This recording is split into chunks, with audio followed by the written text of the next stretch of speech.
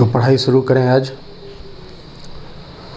आज की क्लास शुरू करने से पहले हम लोगों की जो लास्ट क्लास में पढ़ाई हुई थी, जिसमें हम आपको डिफरेंट चार्ज बॉडी की वजह से पोटेंशियल या पोटेंशियल डिफरेंस कैलकुलेट करने सिखाया था, तो उसी पर आधारित आज हम कुछ प्रॉब्लम को डिस्कस करेंगे। सबसे पहले हम आपको सिखाएंगे कि कोई भी अगर spherical concentric spherical charged conductors आपको दिए हुए हों और उसके किसी भी पॉइंट्स पर अगर पोटेंशियल कैलकुलेट करना हो तो वो हम कैसे करेंगे। तो चलिए हम यहीं से स्टार्ट करते हैं। पोटेंशियल कैलकुलेशन हम इसको सवाल के साथ लेते हैं। ऐसा करते हैं, how to find electric potential at any point due to a given concentric charged sphere। हम आपको ये पॉइंट इसलिए इंडिकेट कर दे रहे हैं ताकि आपको ये ध्यान रहे कि आप इस तरह की चीज़ें सीखे हुए हैं कि कंसंट्रिक चार्ज्ड स्फीयर हैं। उन कंसंट्रिक का मतलब होता है उनके सेंटर सेम है, उसमें चार्ज है, कंडक्टर्स हैं। हम यहाँ पर जो स्फीयर लिए हुए हैं वो कंडक्टर्स हैं।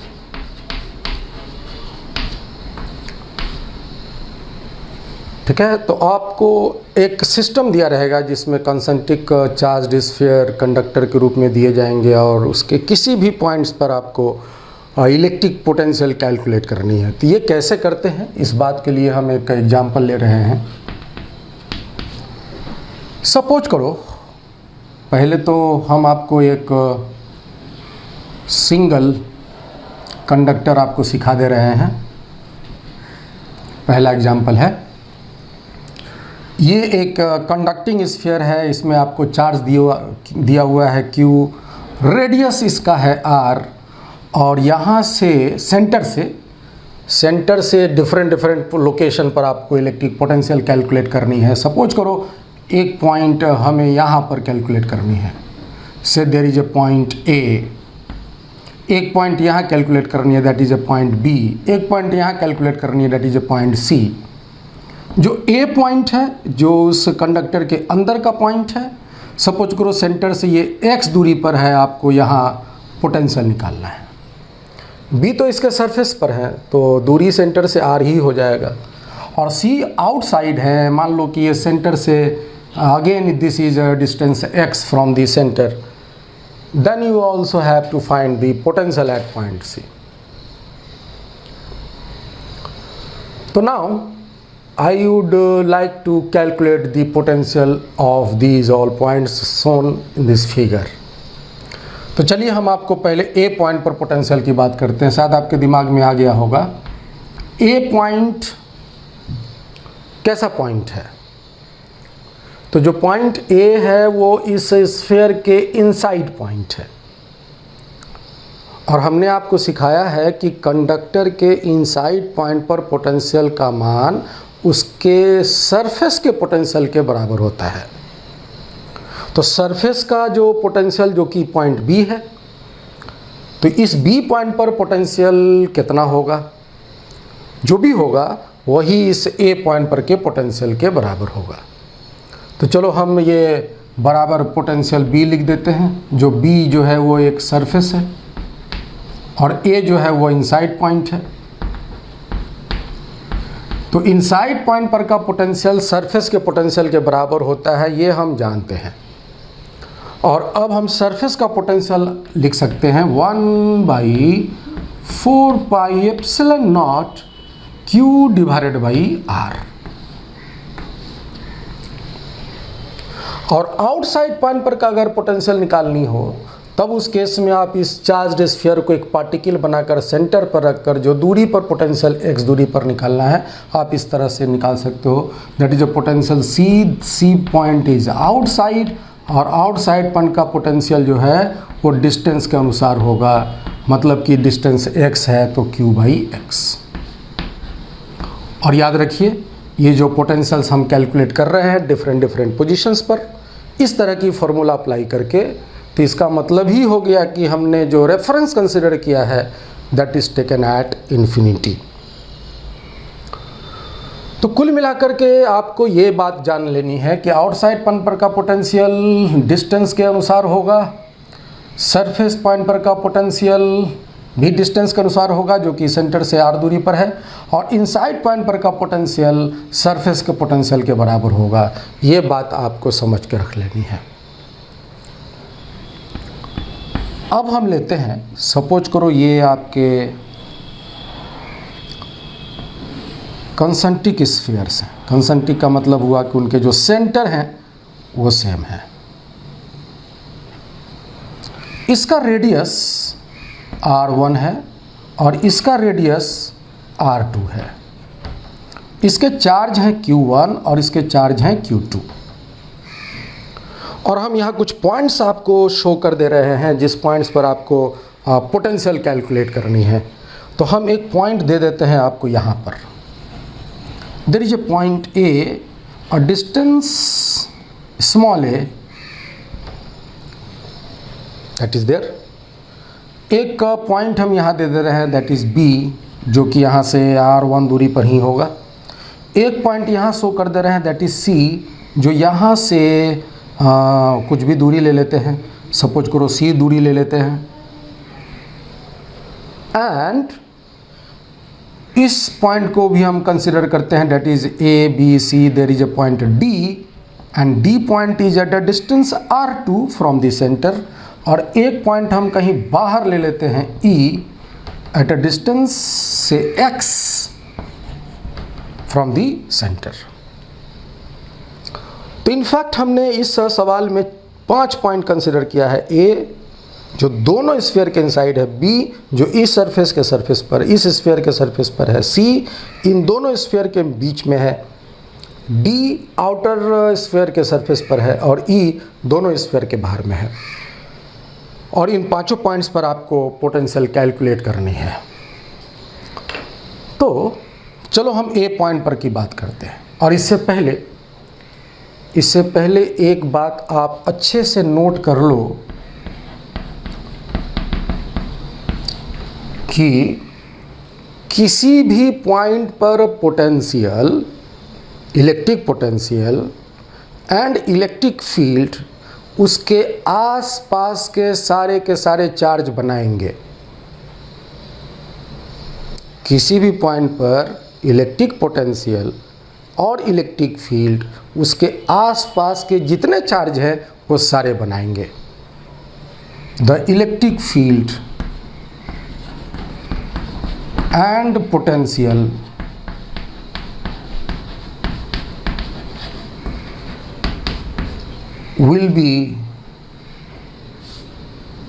should be potential at a point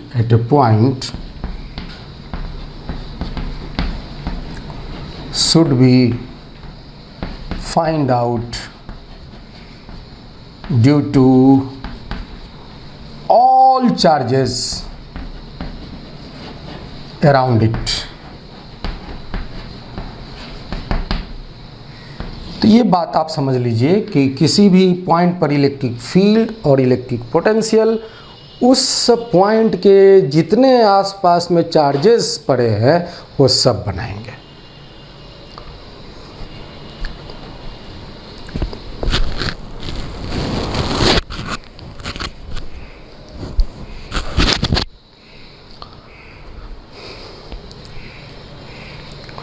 ठीक है, तो अब हम इंडिविजुअली एक एक पॉइंट को कंसीडर करते हुए पोटेंशियल आपको निकालने सिखाते चलते हैं। कुल मिलाकर ए पॉइंट पर पोटेंशियल कौन बनाएगा? ए पॉइंट पर पोटेंशियल चार्ज Q1 बनाएगा, चार्ज Q2 बनाएगा, बी पॉइंट पर भी पोटेंशियल दोनों चार्ज बनाएगा, सी पॉइंट पर भी पोटेंशियल दोनों चार्ज बनाएगा, डी पर, ई पर, सारे पॉइंट पर पोटेंशियल जो है यहाँ पर दोनों स्फीयर में जो चार्जेस पड़े हुए हैं वो सब बनाएंगे। हम इस लाइन को हटाते हैं और यहाँ पर एक आपको सिखाते हैं। पोटेंशियल हमें निकालना है ए पर, तो ये बराबर होगा potential due to Q1 at A plus potential due to Q2 at A पर ही पोटेंशियल निकालनी है, लेकिन एक बार Q1 चार्ज की वजह से और एक बार Q2 चार्ज की वजह से। अब हम आपको एक फ्री बॉडी डायग्राम शो कर दे रहे हैं कि कैसे हम किसी भी पॉइंट पर किसी चार्ज की वजह से पोटेंशियल कैलकुलेट करेंगे। जैसे मान लो कि आपको ए पॉइंट पर पोटेंशियल निकालनी है और किस चार्ज की वजह से, तो Q1 चार्ज की वजह से। तो क्या कीजिए कि आप एक डायग्राम ऐसा बनाइए जिसमें सिर्फ चार्ज Q1 दिखे और पॉइंट ए दिखे। तो देखो ये जो स्फीयर है जिसके चार्ज Q1 है, तो हमने उसको एक डायग्राम का रूप दिया, इसके चार्ज Q1 है और जो पॉइंट ए है उसको भी दिखाना है। तो सेंटर से स्मॉल ए दूरी पर ये पॉइंट है, आप ये डायग्राम में दिखाई दे रहा होगा। तो इसका एक फ्री बॉडी डायग्राम पोटेंशियल के हम यहाँ पर शो किए हुए हैं।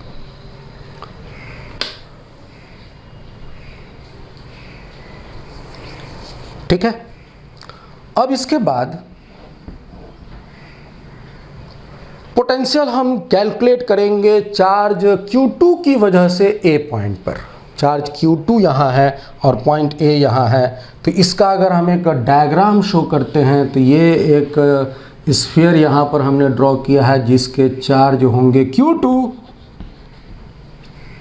और पॉइंट जो है वो सेंटर से स्मॉल ए दूरी पर है, तो यहाँ से स्मॉल ए दूरी पर पॉइंट ए हुआ। That is it।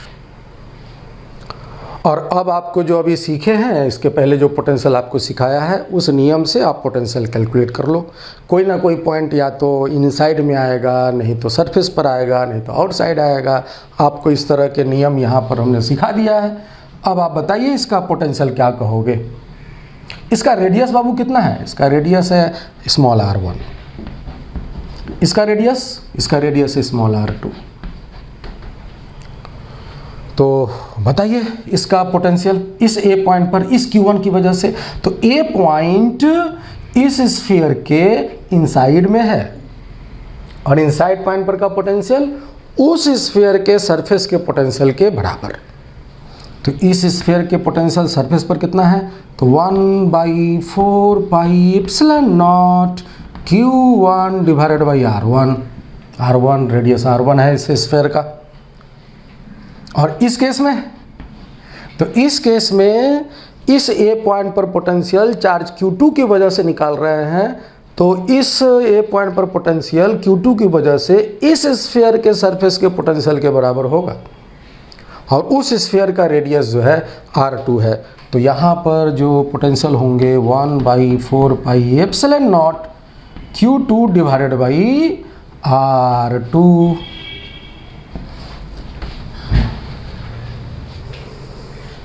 ठीक है, तो ये है। अब आप इसी तर्ज पे पॉइंट बी पर, सी पर, डी पर और ई पर आप पोटेंशियल कैलकुलेट कर सकते हैं। तो हम अब पोटेंशियल कैलकुलेट करना सीखते हैं।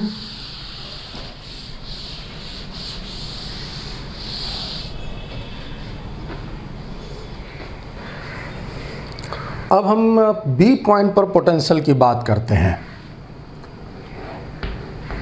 तो बी पॉइंट पर भी नियम वही रहेगा, potential due to Q1 at B, मतलब Q1 चार्ज की वजह से बी पॉइंट पर पोटेंशियल प्लस भी due to Q2 at point B. ये आप अपने दिमाग में रखिए, ये करने की प्रक्रिया है, लिखने की ज़रूरत नहीं है।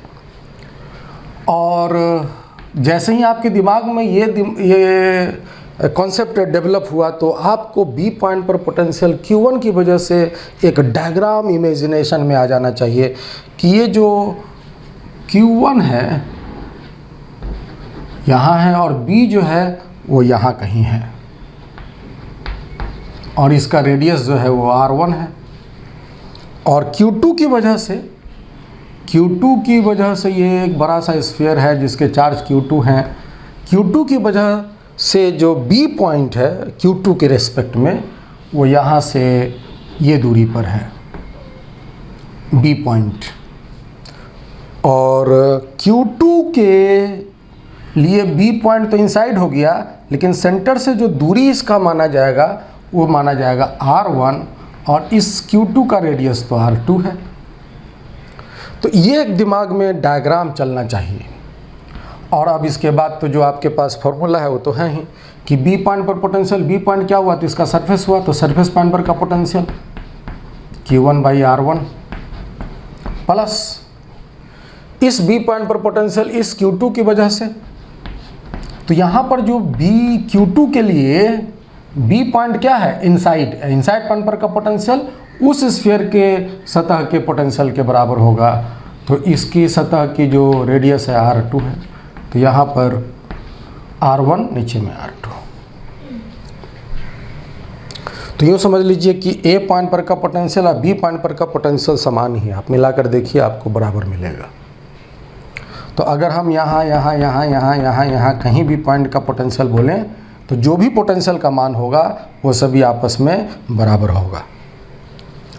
अब हम इसी तरह अगर C पॉइंट की बात करते हैं कि C पॉइंट पर का पोटेंशियल क्या होगा तो C पॉइंट पर का पोटेंशियल एक बार Q1 की वजह से होगा एक बार Q2 की वजह से होगा। C पॉइंट पर 1/4πε0 तो दोनों में कॉमन होगा। बात अगर हम Q1 के लिए C पॉइंट लिया जाए तो C पॉइंट क्या हुआ, अगर हम इसका भी एक डायग्राम आपको दिखा देते हैं तो Q1 चार्ज ये रहा और C पॉइंट ये रहा,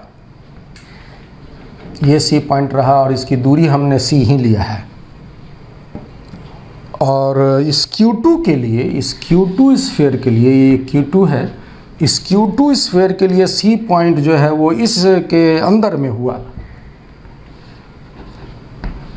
यहाँ हुआ और दूरी C हुआ और इसका रेडियस R2, इसका रेडियस R1। अब आप इसकी 1/4πε0 बताइए Q1 बाई, ये देखिए ये पॉइंट C कहाँ है, इस स्फीयर के बाहर है। तो आउटसाइड पॉइंट पर का पोटेंशियल तो डिस्टेंस के अनुसार होगा, दैट इज Q1/C। ये पॉइंट C कहाँ है, Q2 के रेस्पेक्ट में C इनसाइड है तो इनसाइड पॉइंट का पोटेंशियल इसके सरफेस के बराबर, तो Q2/R2 ये मिला लीजिए। तो C पॉइंट पर हमने पोटेंशियल लिख दिया, नियम समझ लीजिए और इसी के तर्ज पर हम अब D और E का भी लिख देते हैं। तो D पॉइंट पर का potential due to Q1 due to Q2 at D। और बात कीजिए आप D पॉइंट पर Q1 की वजह से, तो Q1 के लिए कितना दूरी हुआ, ये वाली दूरी R2 दूरी हुआ, तो 1/4πε0। Q1 के सेंटर से दूरी की बात करेंगे क्योंकि पॉइंट आउटसाइड है इस Q1 के स्फीयर के रेस्पेक्ट में, पॉइंट D बाहर में है तो दूरी R2 पर है। और Q2 चार्ज की वजह से जो पॉइंट D है Q2 के लिए, ये पॉइंट D इस Q2 के स्फीयर के सरफेस पर है तो Q2/R2 ही होगा। और अगर हम E पॉइंट पर की पोटेंशियल पूछें आपसे तो E पॉइंट पर पोटेंशियल आप कितना बोल सकते हैं, तो E पॉइंट पर पोटेंशियल आप बोल सकते हैं एक बार Q1 के लिए, Q1 बनाएगा तो Q1 के लिए ये दूरी हो गया, ये पॉइंट जो है Q1 के लिए आउटसाइड हो गया तो दूरी हुआ x, और Q2 के लिए भी ये पॉइंट आउटसाइड हो गया तो दूरी हो गया x, तो Q1/x प्लस Q2/x। तो इस तरह से हम किसी भी पॉइंट पर पोटेंशियल कैलकुलेट करते हैं।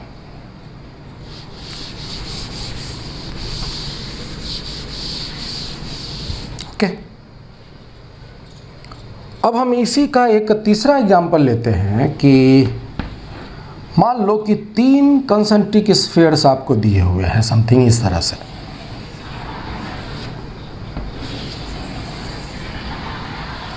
तीनों का रेडियस दिया हुआ है, मान लो R1, R2, R3। और इस केस में चार्ज नहीं दिया है, तो क्या दिया है, तो उसके सरफेस चार्ज डेंसिटी दिया हुआ है। इसका सरफेस चार्ज जो है भीतर वाले का है सिग्मा, इसका है माइनस सिग्मा और इसका है प्लस सिग्मा। मैंने आपको चार्ज ना देके सरफेस चार्ज डेंसिटी दे दिया है, और यहाँ पर इसके सतह के पोटेंशियल आपको पूछे जा रहे हैं। ये है A, ये है B और ये है C। तो A पॉइंट पर, B पॉइंट पर, C पॉइंट पर पोटेंशियल मतलब कि स्फीयर के सरफेस पर का पोटेंशियल आपको कैलकुलेट करना है। तो सबसे पहला आप क्या काम कीजिए, हम लोग जो सीखे हैं पोटेंशियल कैलकुलेट करना स्फीयर के केस में 1/4πε0 Q बटा में जो दूरी है R, है ना, तो चार्ज के रेस्पेक्ट में हमने फॉर्मूला को अपने दिमाग में फीड रखा है। तो हम सबसे पहले इसकी चार्ज, ये जो सिग्मा है उसको हम चार्ज के रूप में कन्वर्ट कर लेते हैं। मान लीजिए जो इनर स्फीयर है उसके चार्ज Q1 है, इसके Q2 है और इसके Q3 है। तो Q1 कितना होगा, अगर हम इस Q1 की बात पूछे Q1 कितना होगा, तो इकाई सरफेस एरिया में चार्ज है सिग्मा, तो इसका जो एरिया होगा मल्टीप्लाई कर देंगे तो टोटल चार्ज आ जाएगा।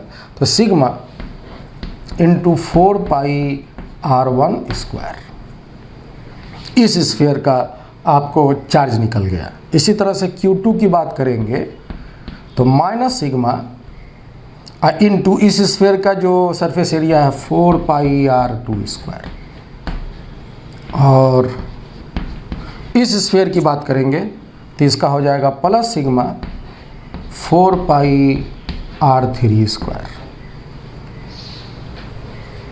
तो ये 3 सरफेसेस के जो स्फीयर्स के चार्जेज हम लोग ने कैलकुलेट कर लिया, क्योंकि चार्ज के रेस्पेक्ट में ही बात करनी है। और अब हम A पॉइंट पर पोटेंशियल की बात आपसे करेंगे। तो A पॉइंट पर जो पोटेंशियल होगा, A पॉइंट पर जो पोटेंशियल होगा वो Q1 की वजह से होगा, Q2 की वजह से होगा और Q3 चार्ज के वजह से भी होगा। तो अब आप हमें A पॉइंट पर पोटेंशियल पहले Q1 के वजह से बताइए। तो Q1 के लिए पॉइंट A जो है वो सरफेस पर है, तो दूरी है R1, इसका जो रेडियस है R1। 1/4πε0 हम कॉमन ले लेते हैं क्योंकि सब में आएगा, तो इसके मान होंगे Q1/R1 प्लस Q2 के लिए देखो तो A पॉइंट जो है वो इनसाइड हो गया। इस स्फीयर के लिए देखो तो जो पॉइंट A है इनसाइड हो गया, तो इनसाइड पॉइंट का पोटेंशियल उस चार्ज के सरफेस के पोटेंशियल के बराबर। तो इस चार्ज का जो सरफेस की दूरी होगी R2, तो इसका हो जाएगा Q2/R2। और अगर हम Q3 चार्ज की वजह से इस A पॉइंट पर देखें तो Q3 स्फीयर के लिए भी जो पॉइंट A है वो इनसाइड है, तो इनसाइड पॉइंट का पोटेंशियल उस स्फीयर के सरफेस के पोटेंशियल के बराबर, तो इसके पोटेंशियल के बराबर होगा A पॉइंट पर पोटेंशियल इस चार्ज की वजह से। तो इसका जो रेडियस है R3 है, तो हो जाएगा Q3/R3 इस तरह। और Q1, Q2, Q3 के मान हमने जो यहाँ पर निकाल रखे हैं वो लाके आप डाल दीजिए, तो हम इसको कैलकुलेट कर लेते हैं। तो यहाँ पर देखोगे 4π आएंगे तो बाहर वाले के 4π कट जाएंगे, तो बचेंगे सिर्फ ε0। अब देखो क्या बचेगा, Q1 सिग्मा R1 स्क्वायर, तो ऊपर में रहेंगे सिग्मा और R1 स्क्वायर से एक R1 कट जाएगा, तो सिग्मा इंटू R1 प्लस यहाँ पर देखिए तो सिग्मा R2 स्क्वायर है ना, तो R2 कट के माइनस में आएगा, minus plus minus sigma into R2। और आगे में यहाँ पर R3 का स्क्वायर ऊपर में आएगा, नीचे से कट जाएगा तो plus sigma into R3। Sigma common ले सकते हैं, सिग्मा कॉमन ले सकते हैं, तो इस तरह से इसके रिजल्ट आप कुछ इस तरह दिखा सकते हैं, that is sigma by epsilon not R1 minus R2 plus R3। तो चार्ज का टर्म में पहले आप लिख लीजिए और जो चार्जेस हम के वैल्यू कैलकुलेट किए हुए हैं वो लाके आप इस पर पुट कर दीजिए। इसी तरह से हम बी पॉइंट पर का पोटेंशियल बोल सकते हैं। बी पॉइंट का पोटेंशियल एक बार Q1 की वजह से, तो Q1 के लिए पॉइंट बी जो है आउटसाइड हो गया R2 दूरी पर, तो 1/4 pi epsilon not Q1 by R2, और Q2 के लिए तो सतह ही हो गया तो Q2 बाई R2, और Q3 के लिए इनसाइड हो गया तो इनसाइड पॉइंट का पोटेंशियल उस स्फीयर के सतह के बराबर, तो Q3 बाई R3। और फिर 1 2 3 जो चार्जेस हैं Q1 Q2 Q3 मान उसके रख देंगे। सी पॉइंट पर पोटेंशियल इसी तरह बोलिए, तो सी पॉइंट जो है वो Q1 के लिए आउटसाइड है कितनी दूरी पर, R3 दूरी पर, तो इसके जो पोटेंशियल के मान आएंगे 1/R3। और Q2 के लिए भी आउटसाइड ही है तो Q2/R3, और Q3 के लिए तो सरफेस है Q3/R3। तो थोड़े थोड़े से अगर वेरिएशन आते हैं तो सावधानी बरतेंगे तो गलती नहीं होगी। तो इस तरह आप किसी भी पॉइंट पर के पोटेंशियल जो है वो कैलकुलेट कर सकते हैं।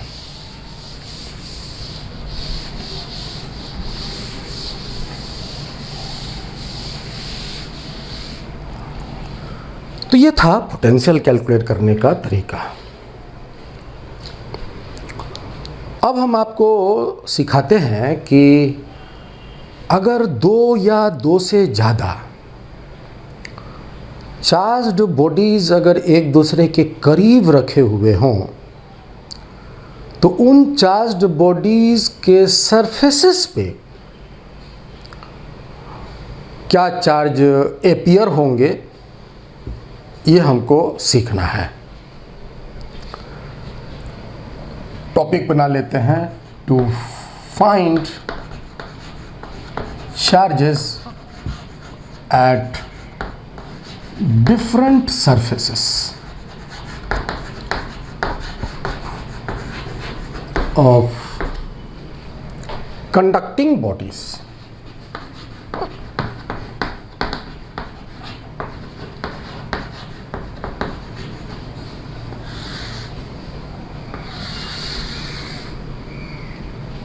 क्या? तो देखो, वैसे तो इस तरह के काम करने के अलग अलग बुक में कई तरह के मेथड्स दिए हुए हैं, by using Gauss law, by using something law. Basically सबसे जो फास्टेस्ट मेथड है इस काम को करने का वो है इंडक्शन मेथड। तो हम यूज़ करेंगे induction method,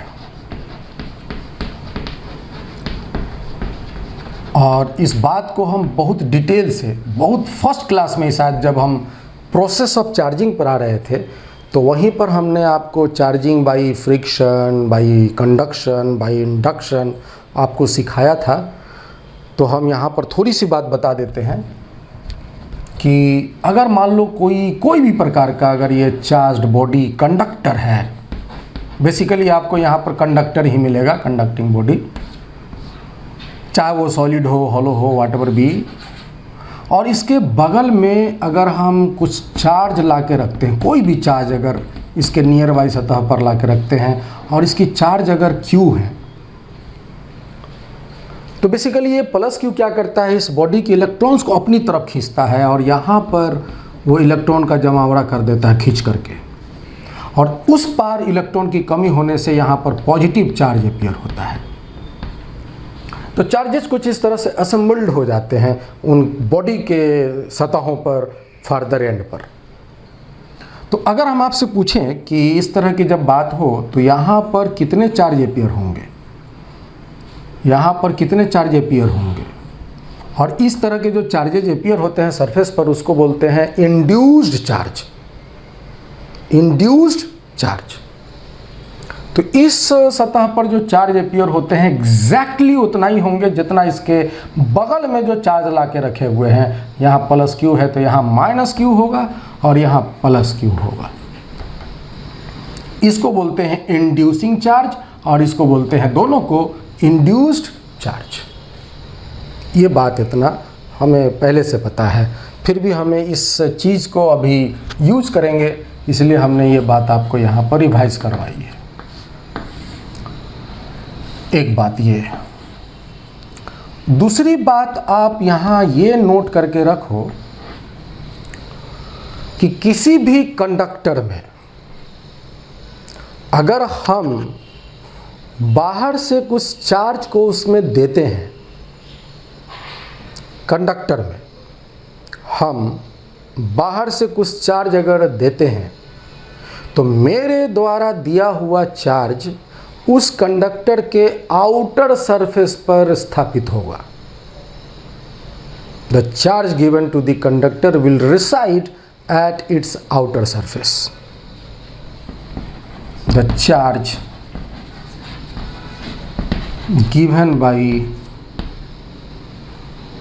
given to a conductor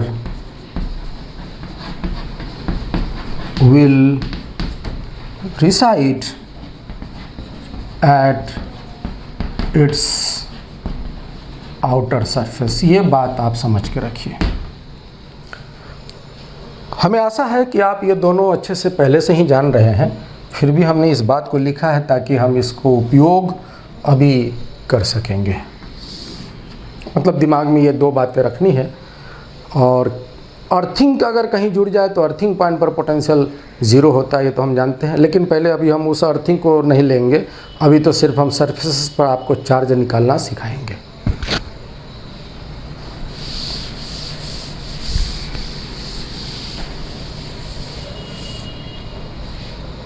suppose करो पहला एग्जांपल हम लेते हैं प्लेट्स का लेते हैं, प्लेट्स का, कंडक्टिंग प्लेट्स का।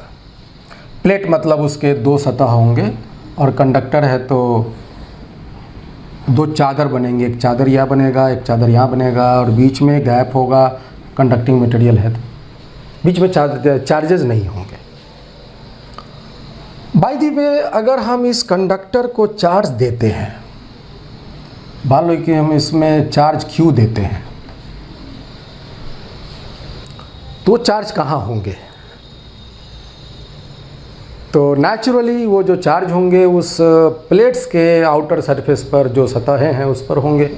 अगर हम इसकी प्लेट की थिकनेस को बहुत तो स्मॉल माने तो जो उसके और सरफेसेस हैं, जैसे मान लिया जाए ये एक प्लेट है, ओके, तो इसके प्लेट में देखो कई सतहें हैं। एक ये सतह है, एक ये सतह है, एक नीचे सतह है, एक ये सतह है, एक इधर में ये सतह है, 6 सतह है। अगर प्लेट पतला है तो ये जो मोटाई है बहुत कम हो जाएगा। तो ये सतह और ये सतह जो यहाँ पर है पतले एड्ज वाले, उसके हम अगर चार्ज को मान लेते हैं कि बहुत कम है इन दोनों सतहों के, इस सतह के और इस सतह के रेस्पेक्ट में, तो जो हम चार्ज देंगे हम मानेंगे कि वो जो सारे चार्ज हैं वो इन्हीं दो सतहों पर फैलेंगे, एक ये और एक ये। लेकिन याद रखिएगा अगर ये बहुत मोटा है, क्यूब है, क्यूबॉइड है, तो सभी सतहों पर होंगे। लेकिन हम बात प्लेट की कर रहे हैं, मोटाई को नेगलेक्ट कर दे रहे हैं, तब इस केस में बातें ये वाली होंगी। और जो हम चार्ज देंगे वो इन दो सतहों पर रहेंगे।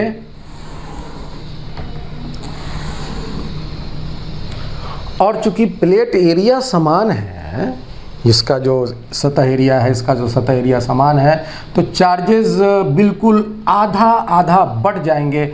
मतलब इस सतह में चार्ज होंगे Q/2, जो भी हमने दिया है वो दोनों सतह आधा आधा बांट के इस तरह रख लेगा। ये बातें आप समझ लीजिए कि इस तरह के चार्जेस जो है बांट करके अपना आधा आधा रख लेगा। तो इस तरह से अगर एरिया समान है तो यहाँ की सरफेस चार्ज डेंसिटी, यहाँ के surface charge density, charge per unit area समान होंगे।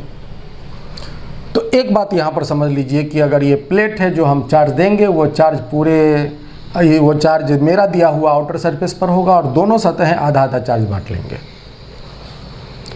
ठीक है, ये बात एक है। तो अगर इस सतह पर चार्ज कितना होगा तो Q/2, इस सतह पर चार्ज कितना होगा Q/2। अब हम एक दूसरा एग्जांपल लेते हैं।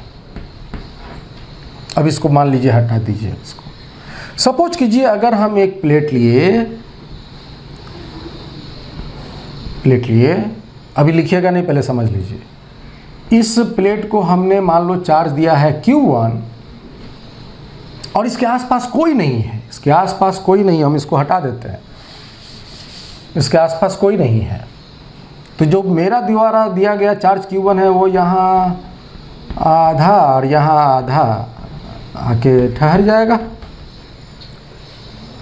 मान लो इसी तरह का एक दूसरा प्लेट है, बिल्कुल सेम साइज का एक दूसरा प्लेट है जो बहुत दूर है, इससे बहुत बहुत दूर है। मान लेते हैं यहाँ पर है, यहाँ पर एक प्लेट है, बहुत दूर है, बहुत दूर है। और हम इस प्लेट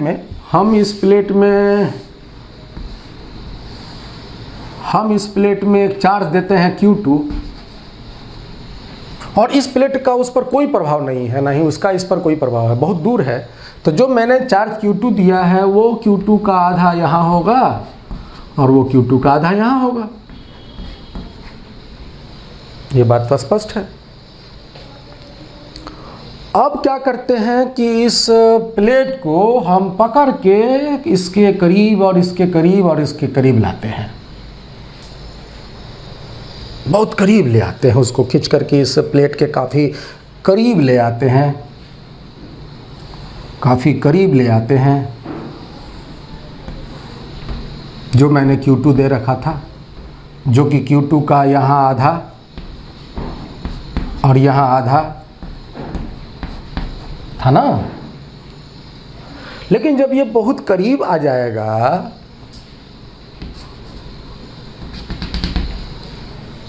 ये जब बहुत इसके करीब आ जाएगा तब आपस में ये दोनों जो प्लेट्स के चार्जेज इंटरेक्ट करेंगे, इंडक्शन प्रक्रिया ये दोनों अब अपना करना शुरू कर देंगे। कैसे इंडक्शन होगा समझिएगा।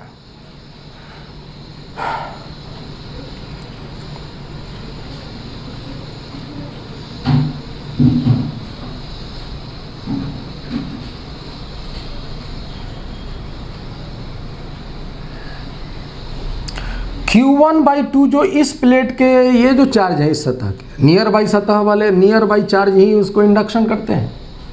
तो इस सतह के जो चार्ज हैं Q1/2 अपने नियर बाई सतह वाले सतह पर -Q1/2 और यहाँ +Q1/2 चार्ज इंड्यूस करेगा। इसके द्वारा ये इंडक्शन होगा।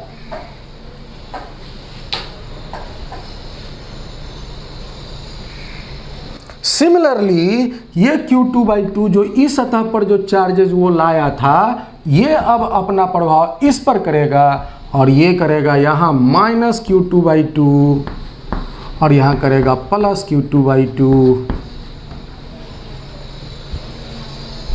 और अब इस तरह अगर इस सतह पर चार्जेस पूछी जाएं, अगर मान लो ये QA है, ये QB है, ये QC है और ये QD है, तो QA पर जो चार्ज होगा वो कितना होगा Q1/2 + Q2/2, तो Q1 + Q2/2। QB पर चार्ज कितना होगा भाई, ये सतह पर चार्ज कितना होगा, तो Q1/2 और -Q2/2, तो Q1 - 2/2। अगर हम QC पर आपसे चार्ज पूछें, ये QC पर चार्ज कितना होगा, तो क्या बोलिएगा Q2 - Q1/2, है ना, Q2 - Q1/2। और अगर हम इस सतह पर चार्ज पूछें, ये सतह पर कितने चार्ज होंगे, तो QD होंगे, बराबर होगा Q1 + Q2/2।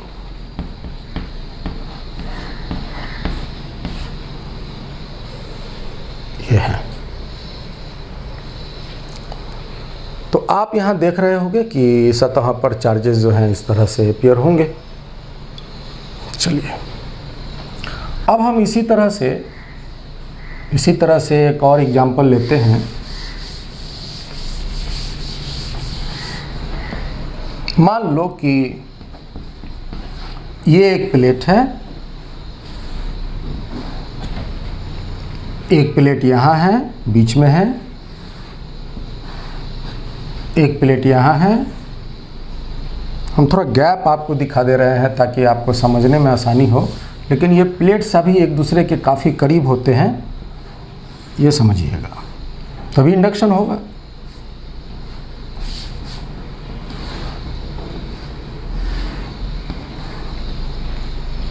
तीन प्लेट हमने लिया है, इस प्लेट में हमने चार्ज दिया है Q1,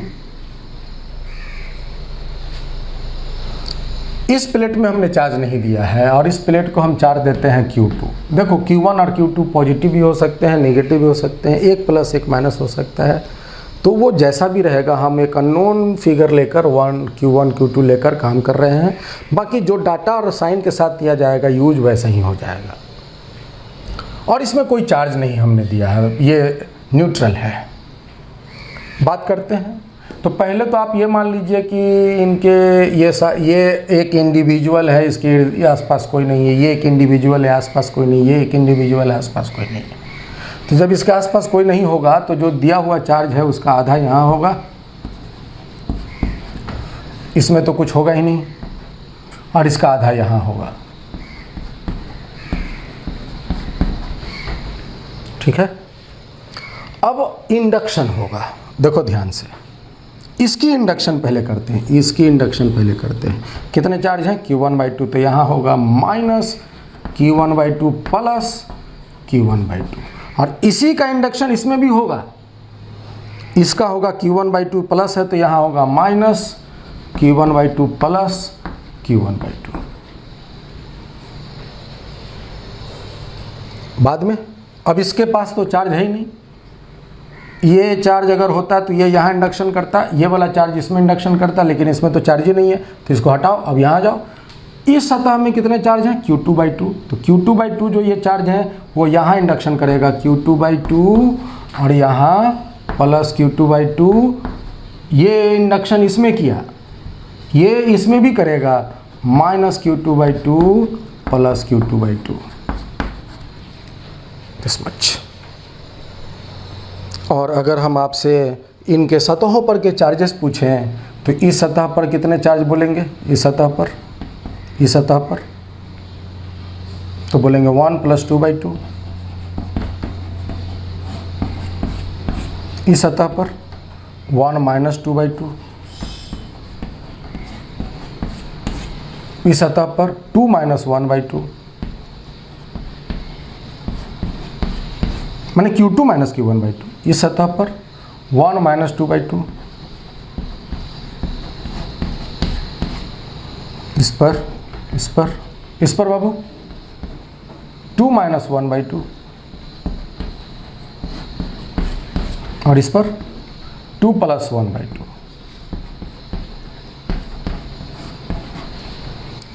तो इस तरह इनके सतहों पर चार्जेस हम इस तरह से क्विकली कैलकुलेट कर सकते हैं बाय यूजिंग इंडक्शन।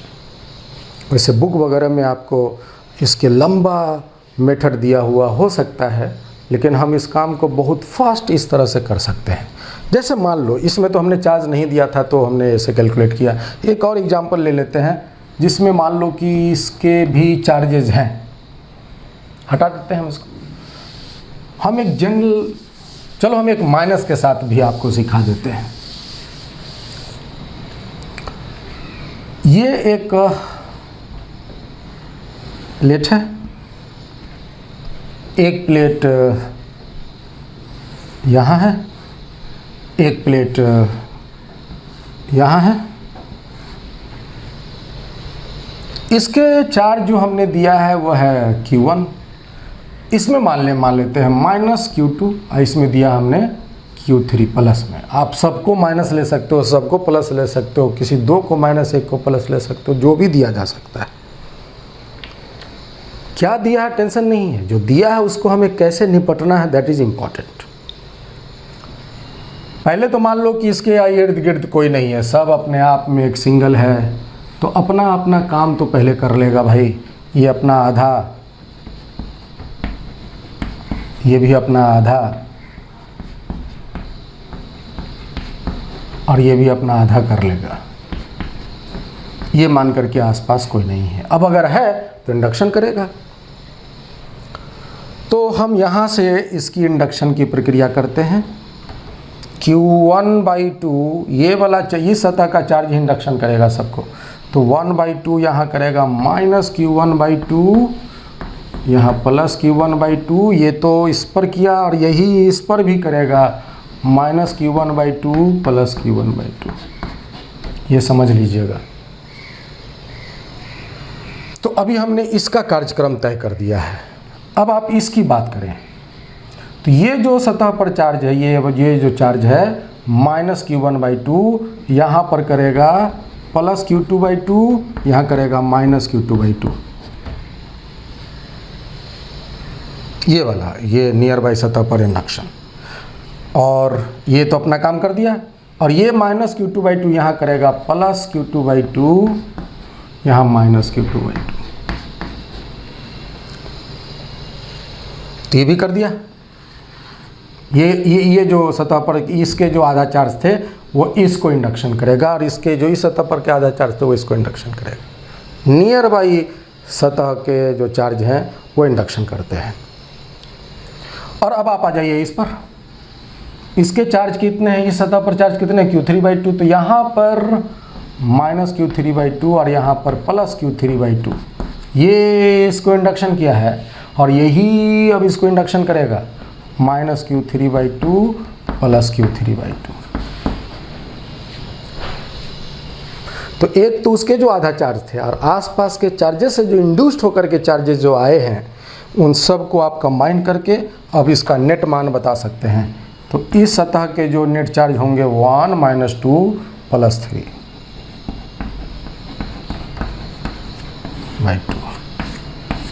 इस सतह की बात करें तो 1 + 2 - 3/2।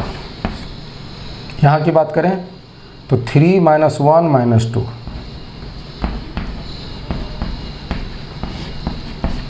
इसकी बात करें तो 1 - 2 - 3।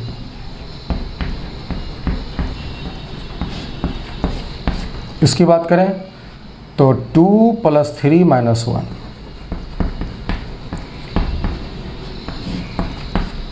इसकी बात करें तो 1 + 3 - 2।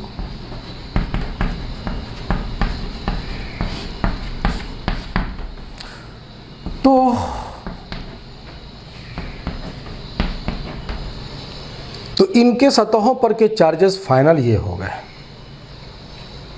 तो इस तरह से आप किसी भी सतहों पर चार्ज कैलकुलेट कर सकते हो। याद रखिए जो हम चार्ज देंगे वो मेरे द्वारा दिया हुआ चार्ज उसके आउटर सरफेस पर होंगे। प्लेट्स हैं तो दोनों सतहों पर आधे आधे बढ़ जाएंगे। नियर बाई सतह वाले चार्जेज उसको इंडक्शन करेंगे। अब तो ये तो हमने प्लेट के कार्यक्रम को समझ लिया। अब हम आपको स्फीयर पर सिखाते हैं। मान लो कि ये एक कंडक्टिंग स्फीयर है। स्फीयर में दो सतह होंगे, एक इनर और एक आउटर। स्फीयर में दो सतह होंगे, एक इनर और एक आउटर। तो मान लो ये एक कंडक्टिंग स्फीयर है।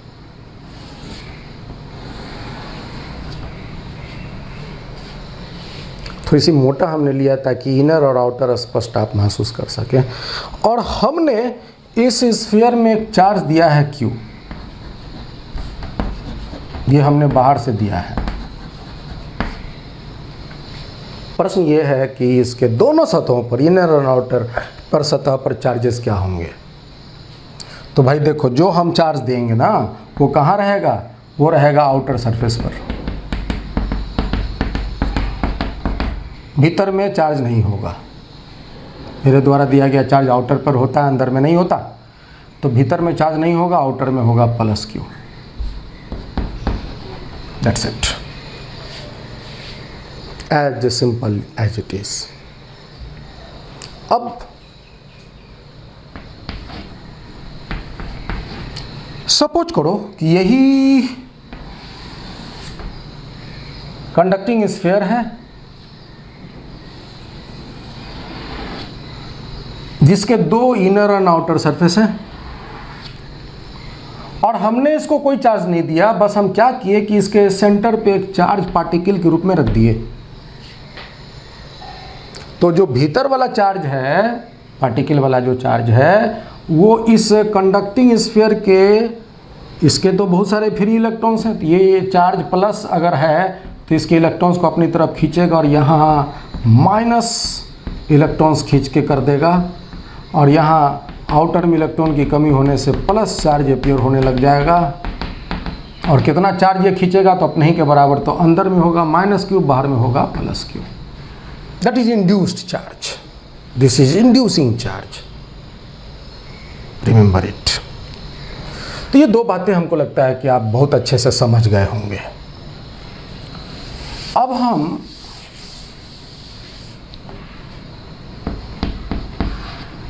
ये एक स्फीयर है, ये भी एक स्फीयर है। हमने इसको चार्ज दिया Q1 और इसको चार्ज दिया Q2। हमने इस स्फीयर को चार्ज दिया Q1, इस स्फीयर को चार्ज दिया Q2। सतहों पर चार्जेस निकालनी है, ये दिया हुआ है। तो हम इसका एक डायग्राम फिर बना लेते हैं।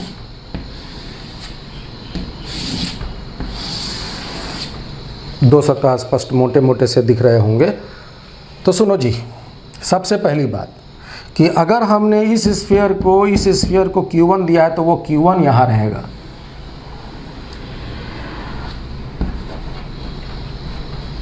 आउटर सरफेस पर। उसके बाद अगर हमने इस स्फीयर को Q2 दिया है तो वो Q2 जो है वो यहाँ रहेगा। मेरे द्वारा दिया हुआ चार्ज हमेशा उस स्फीयर कंडक्टर के आउटर सरफेस पर होगा, यहाँ होगा। ये तो हमने जो दिया वो कहाँ है, वो तो हो गया। अब आपस में इंडक्शन करेगा। देखो ये जो प्लस Q1 है वो अंदर में माइनस Q और यहाँ करेगा माइनस Q1 और यहाँ करेगा प्लस Q1। और इसके इनर सतह पर, इसके इनर में तो इंडक्शन से कोई चार्ज आया नहीं, जो हमने जो दिया वो तो बाहर में रह गया, तो अंदर में कोई चार्ज नहीं। तो अगर हम इस स्फीयर को A बोलें, इस स्फीयर को B बोलें और इनके चार्जेस की कैटेगराइजेशन करें, A, B, इनर,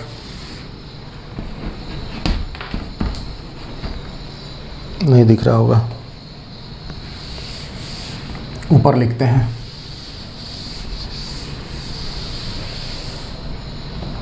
तो अगर हम A, इनर, आउटर,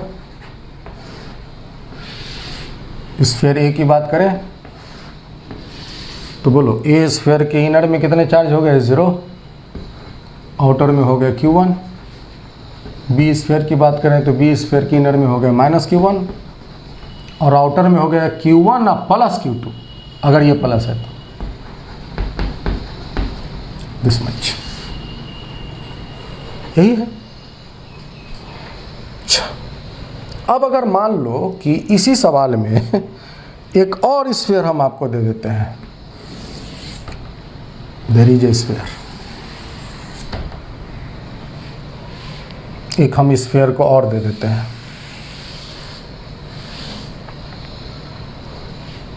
ठीक तो बनाया था, एक और स्फीयर हमने यहाँ पे डालनी थी। रेडियस कुछ भी है, R1, R2, R3, अभी तो हम चार्ज अपीयर करवा रहे हैं, रेडियस से भी ज़्यादा मतलब है नहीं। और इसको हमने चार्ज दिया Q3। प्रश्न ये उठता है कि तब इस केस में बातें कैसे तैयार की जाएंगी। तीन स्फीयर है तो कोई नया बात नहीं होगा, सारी बातें जो हम सीखे हैं वैसे ही होगा। हम एक इनर, फिर इसके ऊपर, फिर एक और इसके ऊपर, 3 स्फीयर बनाया। थोड़ा सा चेंज हो सकता है डायग्राम, लेकिन है सारे कॉन्सेंट्रिक। पहली बात ये समझ लीजिए कि जो हम दिए, A को 2 दिए, ABC अगर 3 है तो A स्फीयर को जो चार्ज देंगे Q1 वो कहाँ रहेगा? तो वो इसके आउटर सरफेस पर। जो हम B को देंगे वो कहाँ रहेगा?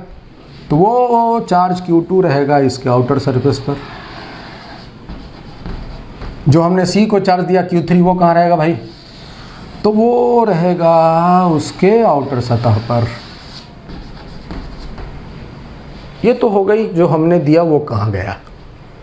और अब आपस में इंटरेक्शन होगा, इंडक्शन होगा। देखो यहाँ Q1 इस स्फीयर में करेगा -Q1 प्लस Q1, Q1 यही इसको करेगा -Q1 प्लस Q1।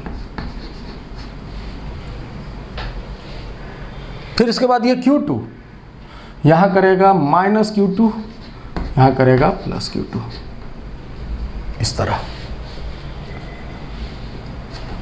ठीक है, और अब आप इसका कैलकुलेशन कर लीजिए। बाय द वे अगर हमसे पूछा जाए चार्जेस तो बताइए। ए है ये, बी है ये, सी है ये, तो ए के इनर में कुछ भी नहीं है तो 0, आउटर में Q1। ठीक है, बी का इनर में -Q1 और आउटर में 1 + 2। सी की बात करें,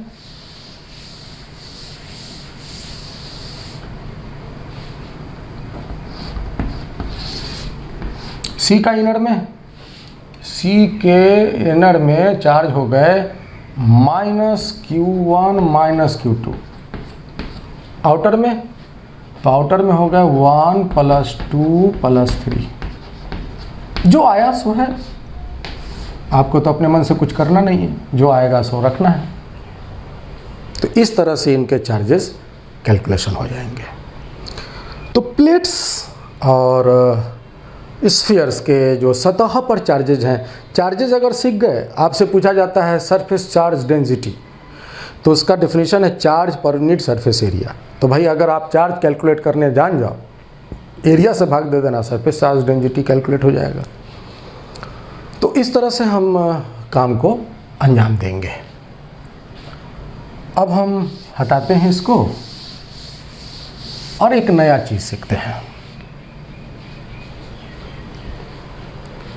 बाय द वे आपको अभी भी सरफेसेस पर चार्ज ही निकालने हैं, परंतु इस केस में अगर किसी एक सतह को अर्थ कर दिया जाए तब कैसे निकलेगा? To find charges at surfaces if one surface is earthed,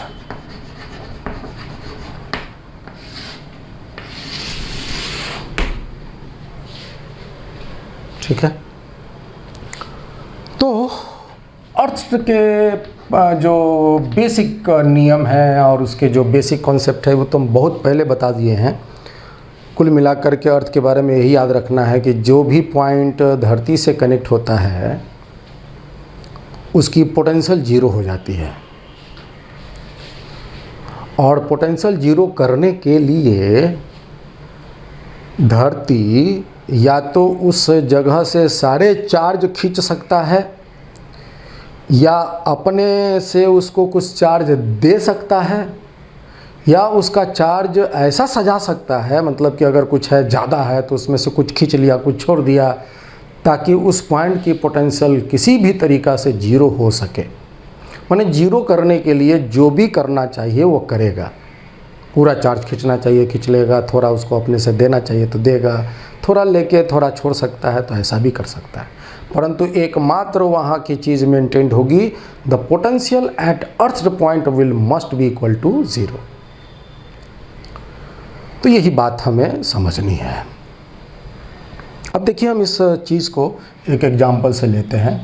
मान लिया जाए इसी सवाल को लेते हैं, एक एग्जाम्पल हम यहाँ नोट लिख रहे थे, द पोटेंशियल एट अर्थ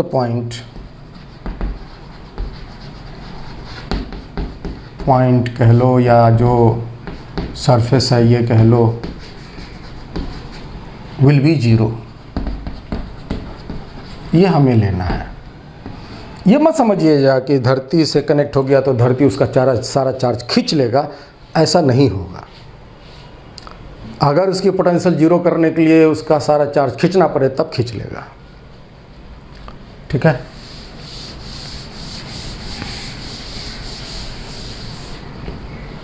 तो हम इसका एक एग्जाम्पल लेते हैं, इसको आप समझने का प्रयास कीजिए। जैसे अभी हमने लिया था वही लेते हैं। ये आपकी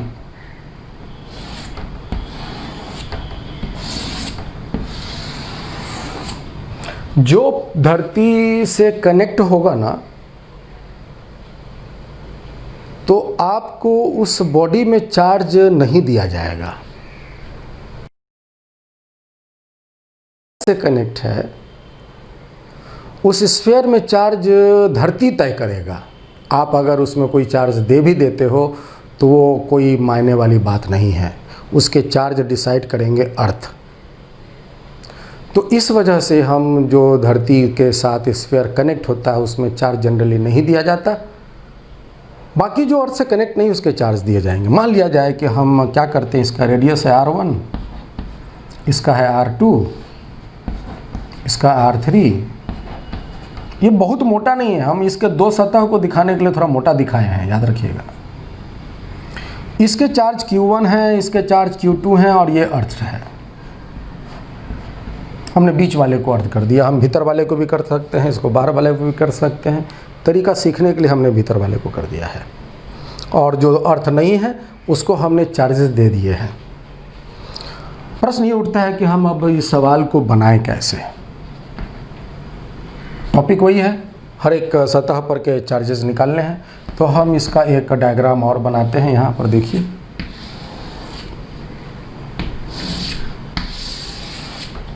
ज़्यादा बड़ा हो गया ये, थोड़ा सा हम इसको छोटा करेंगे।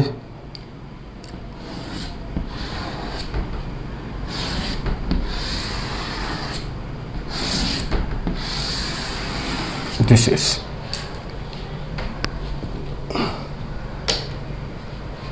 हाँ जी। तो जो हमने चार्ज जिसको भी दिया है, ये तो अर्थ है।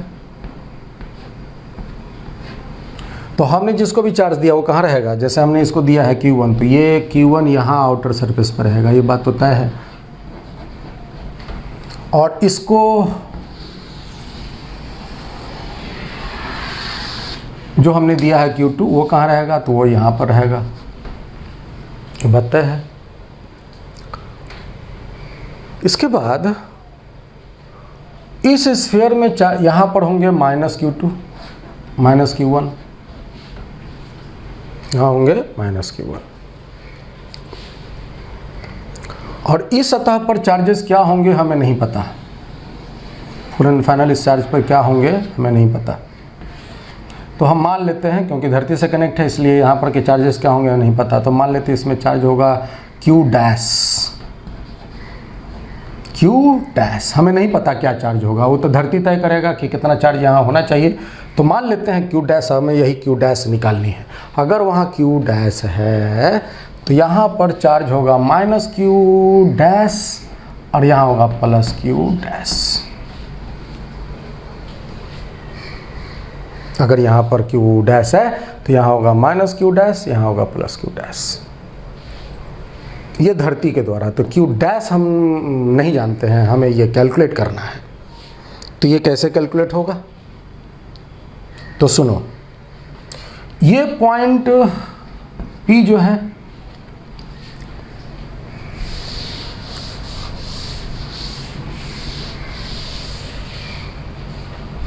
Since P point is earthed, hence potential at P must be 0। तो अब आप P पॉइंट पर पोटेंशियल की तैयारी करो और उसको 0 करो। तो P पॉइंट पर पोटेंशियल कौन कौन बनाएगा, तो P पॉइंट पर पोटेंशियल वहाँ के आसपास में जितने चार्ज हैं सब बनाएगा भाई, ये समझ लीजिए। इसकी रेडियस क्या है R1, इसकी R2, इसकी R3। तो अब बताइए इस पॉइंट पर पोटेंशियल Q1 के कारण हम k ले लेते हैं 1/4 पाई एप्सिलॉन नॉट। Q1 और Q1 के लिए आउटसाइड पॉइंट हो गया R2 दूरी। इसके बाद इसी पॉइंट पर पोटेंशियल -Q1 भी बनाएगा, तो -Q1 के लिए सरफेस हो गया R2।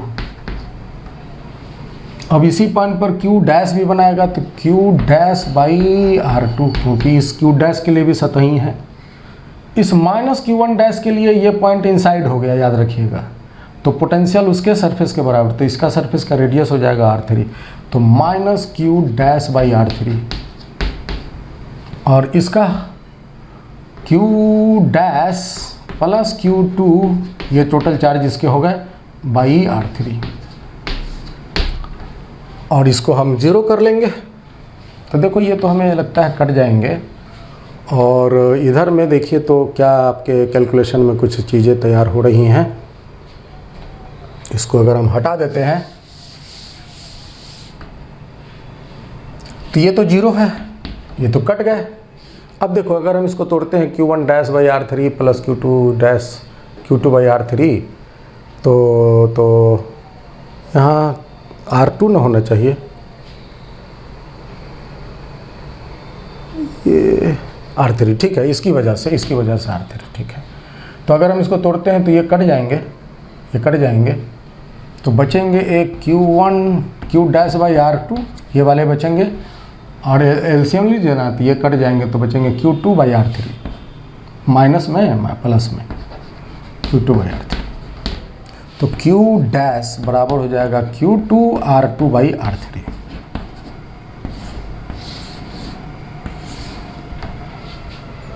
माइनस में आएंगे, तो हमें इसकी चार्ज का वैल्यू पता चल गया, और इस चार्ज की जब वैल्यू पता चल गया तो वही वैल्यू यहाँ और यहाँ रख करके आपके सारे चार्जेस कैलकुलेट होंगे।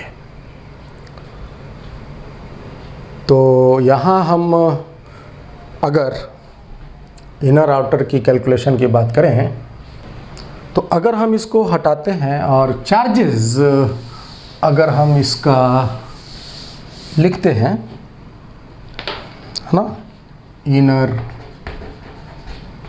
आउटर सतह पे A B C, तो A का इनर क्या है, A के इनर में तो कोई चार्ज नहीं, आउटर में Q1, B का इनर में -Q1, आउटर में Q1 डैश, Q डैश जिसका मान हम लोगों ने लाए हैं -Q2 R1 by R2 by R3। ये C का इनर में -Q डैश -Q, तो ये प्लस हो जाएगा Q2 R2 by R3, -Q dash है, याद रखिए, तो -Q माइनस लगा देंगे, प्लस हो जाएगा। और इस केस में देखो Q2 plus Q dash, Q2 plus Q dash, तो Q डैश का मान हो गया -Q2 R2 बाई R3। तो आप इसको थोड़ा सिंपलीफाई कर सकते हैं, तो ये आपको रिजल्ट देगा Q2 into R2 minus R3 minus R2 by R3। तो इस तरह से आपके जो चार्जेस हैं वो कैलकुलेट हो जाएंगे। अलग अलग सतह पर के चार्जेस आपको इस तरह से कैलकुलेट हो जाएंगे, ठीक है। तो अगर कोई पॉइंट अर्थ किया हुआ है तो आप इस तरह से उसके सतह पर के पोटेंशियल कैलकुलेट कर सकते हो। अब जैसे मान लिया जाए, सपोज करो, एक हम दूसरा एग्जांपल लेते हैं कि दो स्फीयर है, एक स्फीयर ये है, एक स्फीयर ये है, और हमने इसका रेडियस दिया है R1, इसका रेडियस दिया है R2, और हमने इसको कर दिया है अर्थ। तो जिसको अर्थ करेंगे उसको तो हमें चार्ज देने से तो कोई फ़ायदा है नहीं, जो देंगे तो वो यूजलेस है, धरती तय करता है। रह गया बात इसमें, तो हमने चार्ज दिया मान लो Q, तो हमने इसको चार्ज क्यों दिया है, इसको हमने कुछ नहीं दिया, बस अर्थ कर दिया है।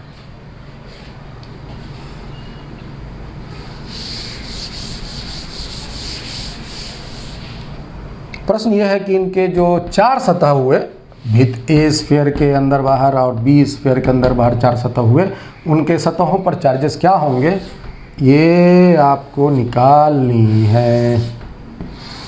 कैसे करोगे सीखो। यह है अर्थ। हमें नहीं पता धरती ने इसके चार्जेस दिए हैं या इससे चार्जेस लिए हैं, नहीं पता। मान लो इसके पास धरती ने कोई चार्ज दिया है Q डैश, हमें नहीं पता क्या है, तो Q डैश। तो जो धरती देगा, जो धरती जो भी, अभी तो न्यूट्रल है, अभी तो ये न्यूट्रल है, इसमें तो हमने तो कोई चार्ज दिया नहीं। अगर मान लो कि धरती से कनेक्ट हो गया, इसमें कुछ चार्ज अगर दिख रहा है, तो इसका मतलब जरूर उसको धरती ने दिया है। तो धरती से लेकर के स्फीयर अपना चार्ज कहाँ रखेगा, तो जो हमसे लेकर के रखता था वो धरती से लेकर वहीं रखेगा, आउटर सरफेस पर। और रह गया इसके चार्ज, तो इसके चार्ज ऑफकोर्स बाहर में रहेंगे। और अंदर में ये Q डैश है, तो यहाँ होगा माइनस Q डैश और यहाँ होगा प्लस Q डैश। इंडक्शन। और अब Q डैश निकालना मेरा मेन मकसद है, तो Q डैश कैसे निकलेगा, तो ये पॉइंट अगर लिया जाए P, तो P पॉइंट का पोटेंशियल बराबर 0। तो P पॉइंट का पोटेंशियल बनाइए के, बताइए भाई, यहाँ पर पोटेंशियल एक बनाएगा Q डैश, ये पॉइंट सरफेस पर है, दूरी है R1, तो Q dash by R1 plus minus Q dash. Minus Q dash के लिए ये पॉइंट इनसाइड हो गया, रेडियस है R2, तो minus Q dash by R2 plus Q plus Q dash के लिए ये इनसाइड हो गया, तो Q प्लस Q डैश के लिए इनसाइड मतलब रेडियस R2, और ये बराबर होना चाहिए 0। तो इसी तरह हमें अगर पोटेंशियल निकालने के लिए अगर अच्छे से आता है तो काम तो ऐसे ही, और इंडक्शन की प्रक्रिया को लगाने आता है तो काम तो बड़ा आराम से हो जाना है। तो सुनो भाई, minus Q dash by R2 plus Q dash by R2 ये कट जाएंगे, यहाँ बचेंगे, ये तो 0 के पास चला गया, तो यहाँ बचेंगे Q डैश बाई R1 और प्लस यहाँ बचेंगे Q बाई R2, और Q डैश का मान हमें जो यहाँ से दिख रहा है that is minus Q R1 by R2। There is minus Q R1 by R2।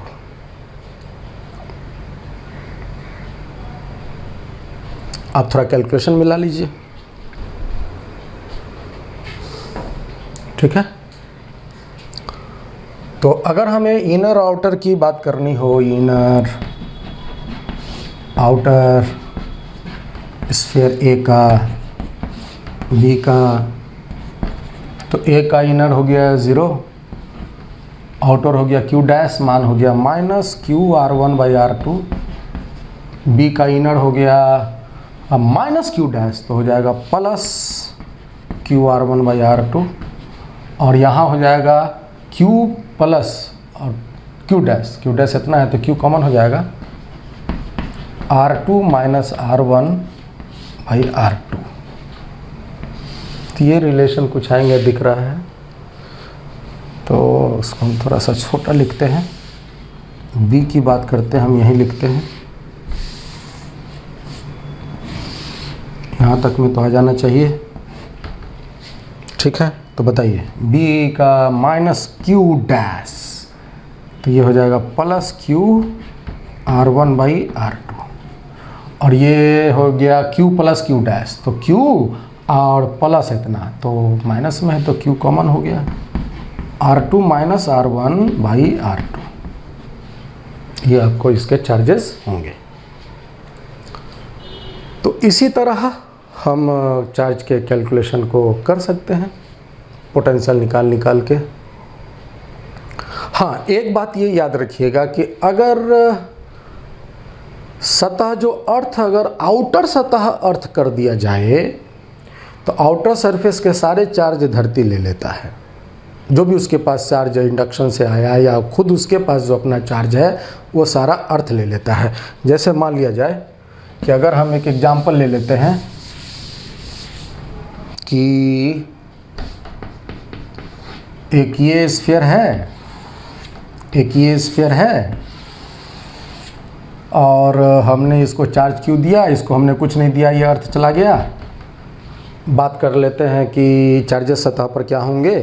तो आप पहले मान लो कि आउटर सतह पर यह अर्थिंग क्या हुआ है, ये जो अर्थिंग है वो अंदर में नहीं बाहर के साथ है। आउटर स्फीयर के आउटर सरफेस जो है वो अर्थ किए हुए हैं बाहर में। तो अगर हम इसको मान लेते हैं अर्थ नहीं है, तब के सतह पर चार्ज क्या होंगे, तो यहाँ पर तो कोई चार्ज होगा नहीं भाई, जो होगा वो यहाँ होगा, यहाँ तो कुछ नहीं होगा, जो होगा यहाँ होगा, और यहाँ की वजह से यहाँ माइनस क्यू होगा, यहाँ प्लस क्यू होगा। और अब अगर ये अर्थ कर देंगे तो ये जो प्लस क्यू है वो यहाँ से अर्थ में चला जाएगा, ताकि उसकी पोटेंशियल जीरो हो जाए। अब आप इस पॉइंट पर पोटेंशियल निकालिए, इसकी वजह से आपको जीरो प्राप्त होगा। तो हमने एक रिजल्ट आपको बता दिया है, बाकी निकालने की विधि जो हमने अभी सीखा आप वैसे निकाल लीजिए, कोई दिक्कत नहीं है। ठीक है, तो आप इस तरह से अभी जो सीखा है। और अगर बाहर का सतह अर्थ किया हुआ है तो बाहर के सतह पर जो भी चार्जेस बिना अर्थ किए जो उसके पास चार्जेस होने चाहिए, अर्थ करने के बाद आउटर चार्जेस सारे सतह पर अर्थ में चले जाएंगे। और अर्थ में क्यों जाएंगे, ताकि उसकी पोटेंशियल जीरो हो सके, इसलिए जाएंगे। तो ये था, अगर कोई इसी पॉइंट को अर्थ कर दिया जाए तो उसके सतहों पर के चार्जेस कैलकुलेशन कैसे होंगे। तो हमें लगता है कि ये बातें आप अगर अच्छे से समझ गए हैं तो बहुत सवाल जो हैं आप आसानी से बना पाएंगे। तो ये जो चीज़ें हम लोगों ने अभी डिस्कस की हैं वो आपके लिए काफ़ी इम्पॉर्टेंट हैं, कई सवालों को आराम से बनाने के लिए। खासकर इन सब चीज़ों को देख कर के सवाल के रूप में जब आता है तो एक भय आता है। और अब इस क्लास को करने के बाद खासकर इस तरह के सवाल से आप भय मुक्त हो सकते हैं और बहुत क्विकली, बहुत आराम से आप सवाल को बना सकते हैं। तो it is all for the day. आपके क्लास की होमवर्क भी रहेगी आज की क्लास की। हमने AC वर्मा की, गॉस लॉ में AC वर्मा की होमवर्क 1 से 11 तक कर लिया था। अगले क्लास में जो होमवर्क होगी वो होगी 12 से लेकर 20 तक होमवर्क होगी AC वर्मा का गॉस लॉ।